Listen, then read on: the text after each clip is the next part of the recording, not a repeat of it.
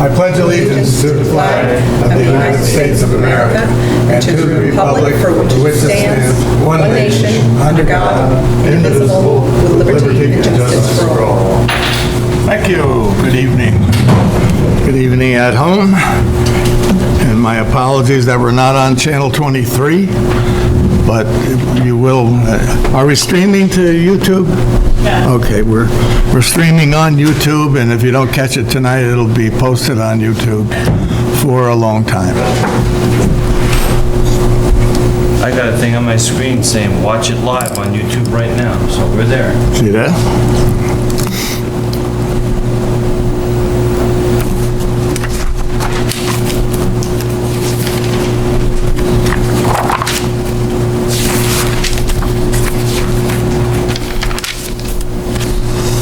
Okay, I have the minutes of our meeting on June the 10th. Do I have a motion to approve the minutes? Second. All in favor? Aye. Aye. So carried. The minutes of June the 24th. Motion? Second. All in favor? Aye. So carried. Thank you. Just want to note, because we barely have a quorum, I wasn't at the one for the 24th, but I read them and they look accurate.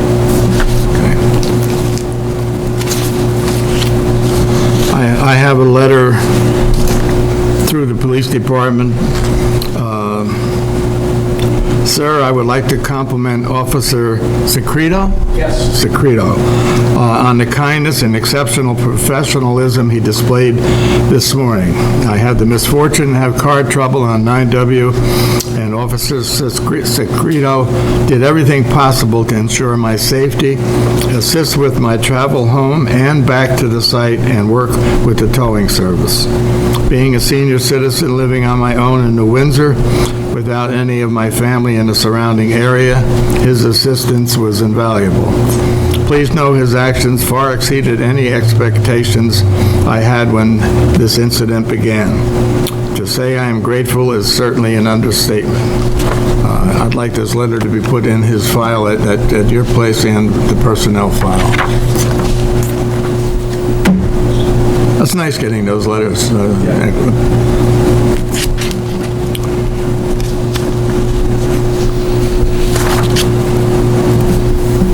I have a letter from DOT. Please be advised that DOT, New York State DOT, is commencing a construction project within your town limits. It's not exactly true. Ansville Circle flood mitigation. I know people from town do go through that area. Construction activities will start on July the 8th. The contract was awarded to ECCO Enterprises. You know them? Yeah. Project limits extend to the entrance of Camp Smith on Route 202 and the New York State Yard at the DOT Yard at Route 9 and to the north end of the Jan Peak Bridge. The upcoming few weeks, the contractor will proceed with lane shifts and lane closures, which will occur between the hours of 9 a.m. and 4 p.m. 2 lanes of traffic will be maintained at all times. And they're supposed to keep me posted if there's any change in that. So anyone commuting in that area, it's the best I can tell you about what's going on. Get there before 10, after 6 in the morning. Is that it? Yeah. Backs up quickly after that.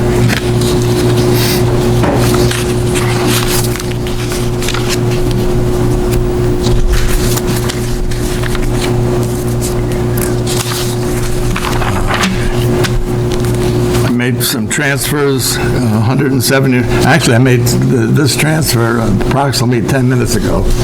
I transferred $174,227 from the consolidated account to the paying account. The big items was library quarterly contribution, $67,562. Rockland County solid waste tipping fees, $18,361.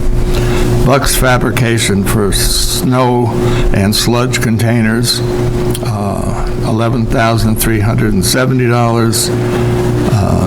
Our annual audit, $9,176, and specialty fleet services for ambulance repairs, $8,202. Any questions on that?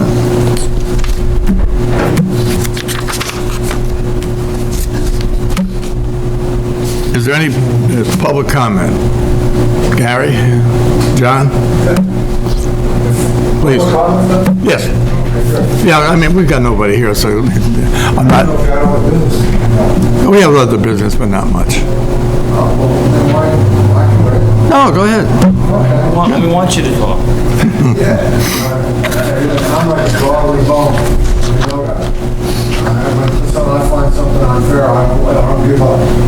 I don't turn tables around. I have a couple of questions, and I need an update. Mr. Lipsy, I requested in October to donate my property to the town, or sell it to the town, or not, whatever. Yes. And you forwarded it to somebody for review. Our attorney. Did he do anything with that yet? Is there any disposition on that? Regretfully, I don't think so. So nothing's been done as of yet? Up to now, nothing has been done, yes. Oh, so there's no decision? No. Okay. Oh, no. All right. Now, a couple of questions. Do you know when the last water trunk line was installed? What year?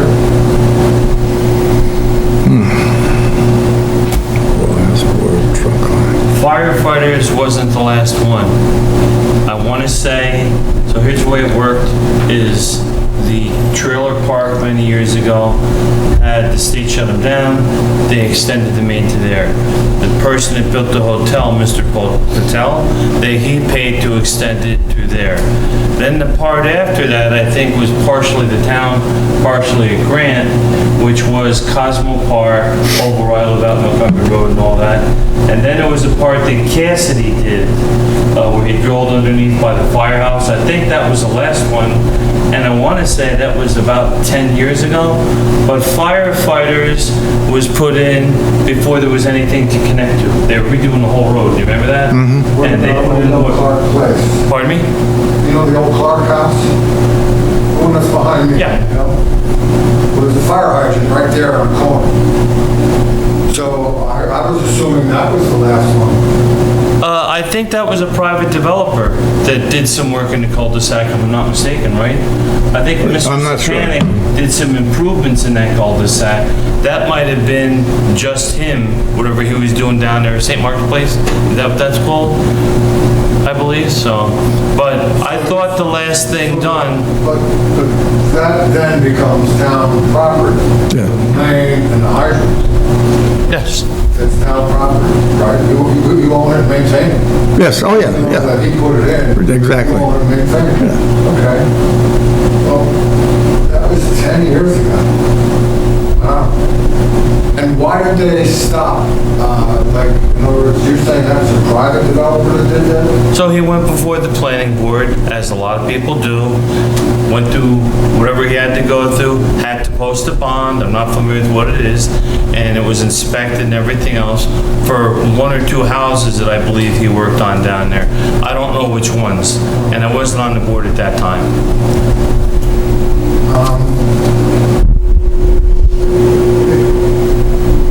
When was the decision made not to go down Wyandotte Road? Was that 10 years ago?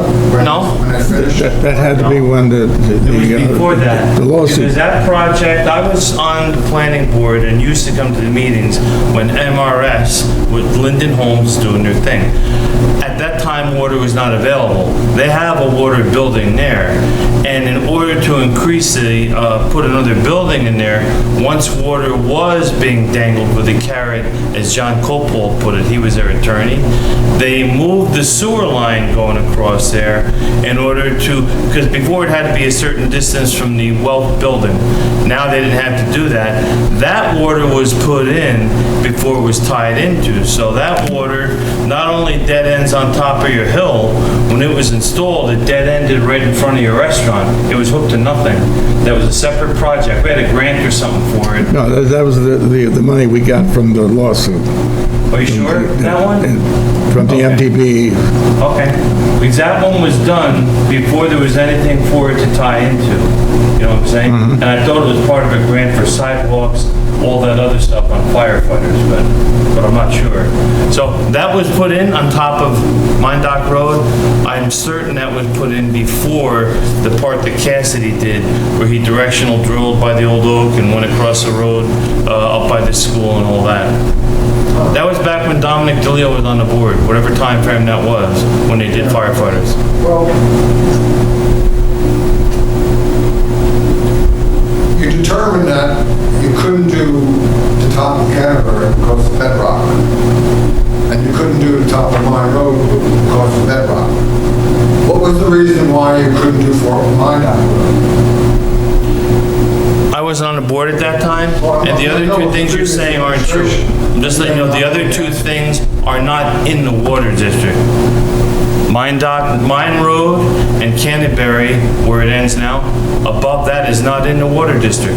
But when the town or the board at that time decided not to bring water to Mindock Road, why? What was the reason?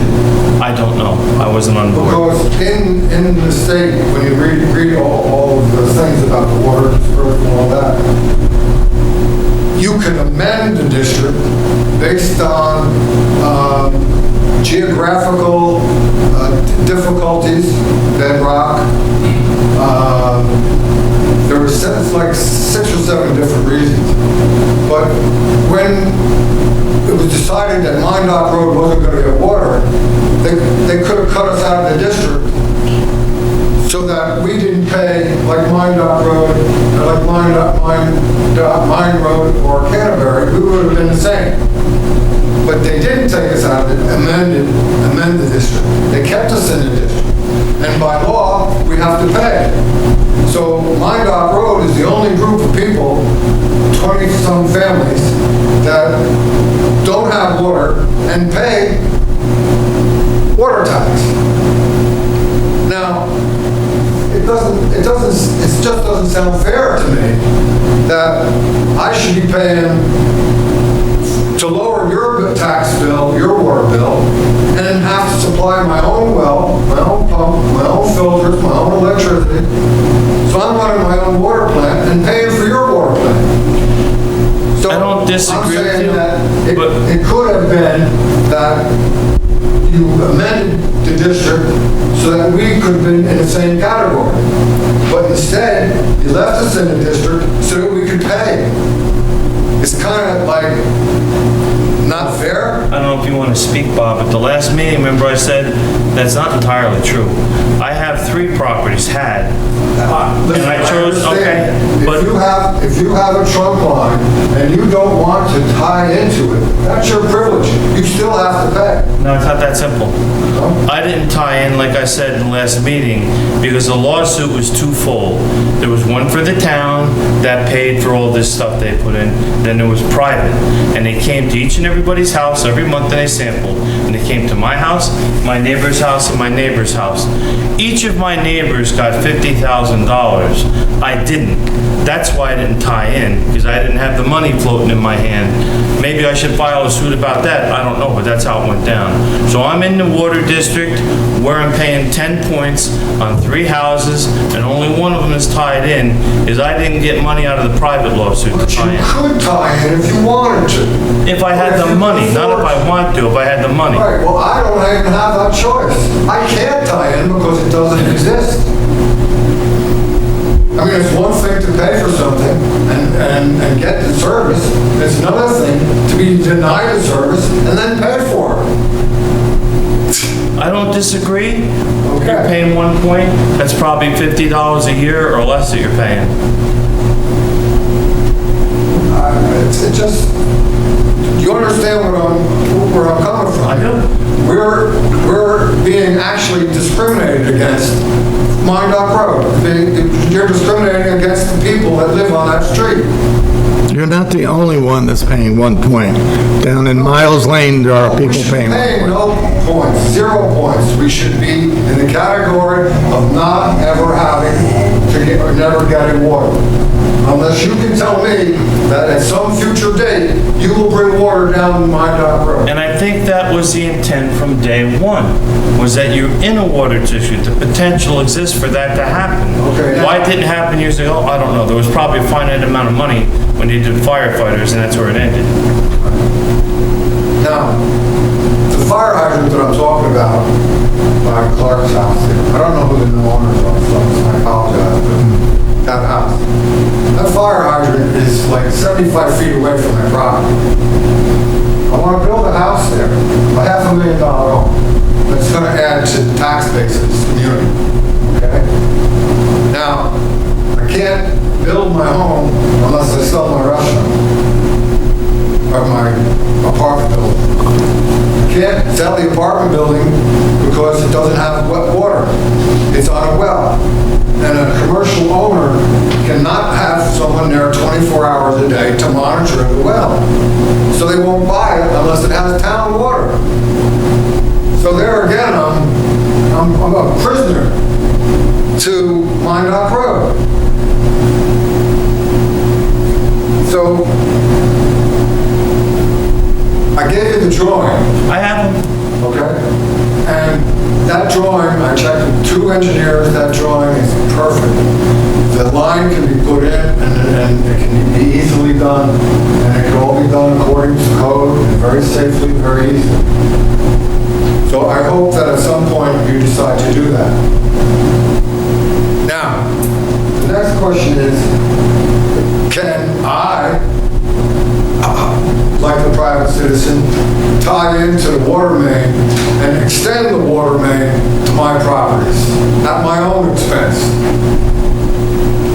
I don't know if you have an answer, but I would assume you can, It's yes. been done in the past. Have a meeting with Bob and I and Justin or whoever and get the ball rolling. I've mentioned this to some other people, that what I know of John Rodway, there's not a piece of machinery that he can't operate. So if you were to get your own machinery and do it all on your own, all at your own expense, I don't see why we wouldn't allow it. Okay? But before I do that, I want to make sure that I'm not going to get water anytime soon. If you guys plan on putting water down Mindock Road, you're eventually going to have to come off of my pipe in order to go down my driveway, which you already have an easement for. So the only place you would need an easement is the one house on the other side of 9W going north, for those 3 houses. And that would give those 3 families water. And like I said, the fire hydrant for the flushing could be put right there on the corner, which would be right in front of the 3 churches, which I think is a good idea, a safety idea. So I'd like to make if we can make a point sometime for us to get together so we can discuss this and finalize it. Yes? Okay, let me know when. Okay. Thank you. Richie? Let me know when, he'll let you know when, and we'll all be there, okay? Okay, and then we'll bring Justin in on this so that we can get a legal answer, and we can maybe get an answer about the property you're trying to give us. I'm sorry? I said, when we have this meeting and we bring Justin in, our attorney, we can maybe get an answer from him on the property you want to give us. Good, thanks. Board reports. Nancy, you go first. Sure. Not a whole lot to report this time because we're coming up soon on zoning board and planning board. So the only other meeting was with the ambulance corps last week, and all the preparation, have to thank them along with all the emergency services. Because, ambulance corps is under my management, especially to them because they cover the 5K, the parade, bed races. They cover everything that's going on in the town. So just to thank them for that. Otherwise, over the 4th, because I'm still recovering from a surgery a few weeks ago, I had to live vicariously through Rich for all the 4th activities, which he covered very well. So I missed the 5K, which I always say is my favorite part of Independence Day and all the other festivities, but happy to see what everybody else was up to. So that is all that I have this week. Thank you, Rich. So, following up on what Nancy said, my neighbor Michael Slapp, his nemesis is Nancy. His objective is to beat Nancy.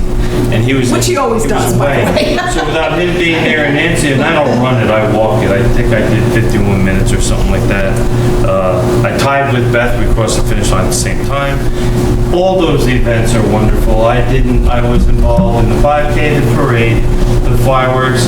I went down to Dancing Under the Stars on Friday. I saw you there briefly, took a drone picture for it and whatnot. And I know there were challenges with weather and all that. But all the events, thank everybody for everything they do in regard to the race. Dean and Vicky Yeager, like that thing is excellent. They got the tags within a couple minutes when you're done, you know what your stats are and where you're at. I didn't come in last place in my age group this year.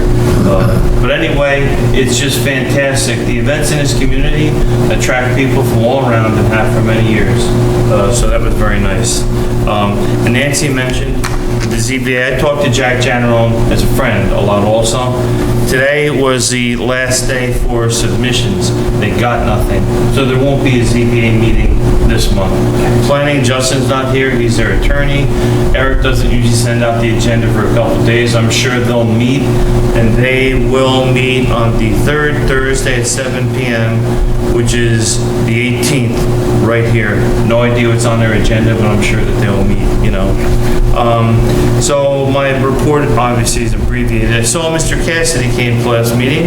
I was in Niagara Falls for a week, and I went on that trip with the center and Ann Molina, and I gotta tell you, there were 26 of us. If you have a chance, there's one a year from now. I think they're starting Atlantic City and doing Philadelphia and a couple other things, Cape May. Great trip, great time, everybody had a great time. And you haven't lived until you're a senior on a bus and you pull into a restaurant and you look at the staff just wanting to quit right then and there before you walk in the door. So we went all through Niagara Falls and we went on the locks up there in the Erie Canal. It was very, very nice. All right. So on the water, I don't have a lot to report. I didn't talk to Greg today. They're chewing away at the meters and whatnot. I'm going to give you some numbers. In April, we were averaging 97,000 gallons a day water use. In May, we averaged 92,000, and in June, expectedly, we're up to 101,000 gallons a day. We have an agreement with the Village of Highland Falls for 150,000 gallons a day. And so we keep an eye on, they recently repaired a leak somewhere. We're still safe, we're only at 2/3 use and whatnot. There's some things not built out, but when John was talking before about like Mine Road or other places, listen, with the amount of water available and the village using their fair share of water, I don't ever see the water district boundaries being moved to accommodate anybody on the top of Canterbury Hill or on Mine Road unless we find another source of water. And that's all we have is 100, and we have all these things on 9W that aren't built out yet that are going to require water in the not too distant future. So if I didn't mention, June was 101,000 gallons a day of average. On the sewer, it hasn't rained a whole bunch, and that's a good thing. Tomorrow is a year from the epic rain, and I know you'll probably talk about, I know there's a vigil tomorrow night for Pamela down at Montauk Park. I'm sure you'll talk about that. But on the sewer, for the month of June, we averaged 68,000 gallons a day, which is just shy of 60%. So we're down from 2 months ago where we hit 100%. Don't let that fool you. We're still doing the study to see what it's going to cost for us to do different courses of actions. because we still have to address the things down at the sewer plant, including possibly infiltration. We've TV cambered most of the pipes. There's a few problem areas. Maybe we have to have a capital project to do some reduction in infiltration in certain areas. The Citizens Environmental Advisory Committee, which is Olga Anderson. Every year we try and do a hike. Last year we did the hike through Bog Meadow the day before the storm. This year we did Doodletown. So when I was a boy, you can all remember Pleasant Valley Road. You came up 9W North over Doodletown Mountain. There was a little arc. It was a double yellow line. There was a community up there that was mostly gone. The houses were still there. My dad used to take me up back in the 60s. I remember going up and seeing Delmer Rose. Bucky Bailey had family up there. If anybody here knows Sissy Stolter, I think she was actually raised up there until she was about 5 or 6 years old. But I think some people might have been mildly disappointed because it's not there anymore. Those people did a project about 20 years ago where they have a book, and the book has a map in it like this. It's for sale out at Anthony Wayne in that gift thing there. And it showed the 70 houses that were there. Well, the houses are gone. The foundations are mostly still there, but you can't see them anymore. Even the water plant, which I've gone into for years, no, you're not supposed to, but whatever. You can't get in there now because it's surrounded with poison ivy and growth and whatnot. Sort of a shame, but I would just like to give a little shout out to Olga, Kathy Conley Miller, Kathy Beach, Elaine Mamlis Fay, Ron Malcott, Roland Carney, I think that's his name, John Willis, and there is an instructor from West Point, Mitch is his name, he's a surveyor. He came along. It was buggy, hot, and humid, but everybody had a good time in our 4-mile hike. And if you're going to go to Doodletown, there's not much left. You have maybe 5 years left, and there'll be nothing to see at that point in time. So thank them for that. And, then I do this every meeting, I suppose, with the building department. So Philip spent a little time talking with me yesterday about a whole bunch of things, and I think we're going to do a little bit something for him in a meeting or two. I'm just going to say he did very, very well on the civil service test. He's always had the credentials for the last few years to be a CEO or a BSI or fire inspection. He has all that. Now he has the civil service accommodations, and we'll talk about that when it's time at our next meeting. So anyway, in his job, I saw at the village meeting, they were discussing whether a house has too many people in it, judging by the number of dishes on the roof or something like that. That's not enough for us to go on. I was on the school board for 10 years, and I'm going to tell you there were 2 businesses over here, I'm not going to mention what they were, that had ghost apartments. They had apartments that were being rented out to multiple families at the same time, so that those families could enjoy having their children in our school district and the things that we have to offer, okay? The building inspector is not going to be able to discover that without a private investigator. That's how the school did it, with a private investigator. And so if we want to up our game, I'd be happy to do it. Philip is aware of it, and I want to tell everybody out there, R. Sullivan at highlands-newyork.gov. I'm on the website. You email me with anything that you think is a property that has illegal people in it, and we will follow up on it. But don't waste my time. I don't like conjecture. We will follow up on it. And also, the Village of Highland Falls has had for over 10 years a landlord registry law. And it does include single-family houses, even though some of those people don't believe that. We have one person that's registered this year so far. It's voluntary. It used to be a lot more. If you want the building department to go out and chase that, the demographics from this whole committee that they have for the new plan for the Village of Highland Falls says that more than 50% of the homes in Highland Falls are not owner-occupied. We got a lot of people to chase down if we're going to register them as landlords, okay? So, well, I'm happy to engage that. I don't mind at the village meetings, and I think they're talking about me, that they're talking about things are going to hell here, there, and everywhere because of the building department. I think the building department's doing a good job. They do have help. If they need more help searching for these things, I'll do it, but it's gonna require a private investigator, not the building inspector alone, or the police. You're not gonna discover people like that just by looking for these dishes on the roof. You have to get a little bit more involved. And I think that's it. Thank you, sir. Chief, you have anything? I've done June stats, so the police department responded to 673 calls for service, of which 395 were direct patrols.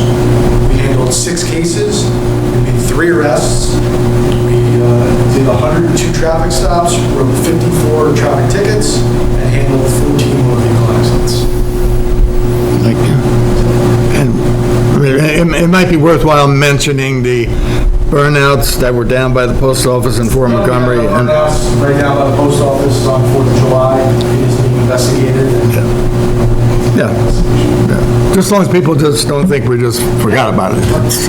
And Chief, if I read your email right, your coverage for the month is pretty good. We only had 1 vacant shift for... Excellent, excellent. Thank you. Gary, did you have anything? I got it. Okay, well, 1 second. I may be able to help you. Spring Valley, they did the same thing. Only what they did was they took the water meter readings and they applied the amount that a person normally uses in a day and applied that formula across the board. And their investigations were places that used double the amount that they should be using based on what was reported. So if you look at the water usage, you may be able to find out some that way, some of the people, how many people are there that way. Point taken, thank you. Gary, you had nothing? John, I don't like to talk without having numbers, but when we get together with Richie and our attorney and what have you, there is a limit to what we can charge residents in a water district or a sewer district. There is a limit. I know we're still in debt by $1 million, $2 million. That's why I say I don't want to come out with a number because I'm not sure. I've been looking into that in your case to see if we did decide we were going to go down Mine Dock Road, do we have the money, can we borrow them? That's a better word. Can we borrow enough money to do it? I don't know, but between now and when we meet again, I hope to have some better numbers. Well, if you want, I'll lend it to you. What's that? If you don't have the money, you have to borrow it, and they don't want to lend it to you, I'll lend it to you. No, I know you're rich, but millions I don't think we're going to do. You're looking at $425,000 to do from the top of my hill to the bottom of the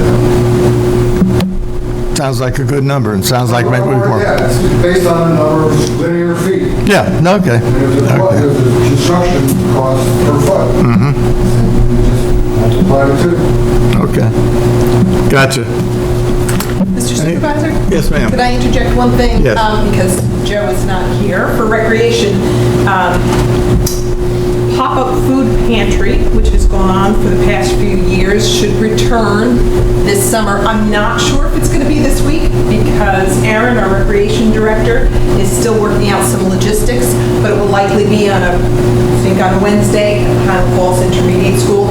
Not sure if it will be this Wednesday, but he is working very hard to get that solved and that would take place soon and through the summer. Thank you. You're welcome. Sorry for the interruption.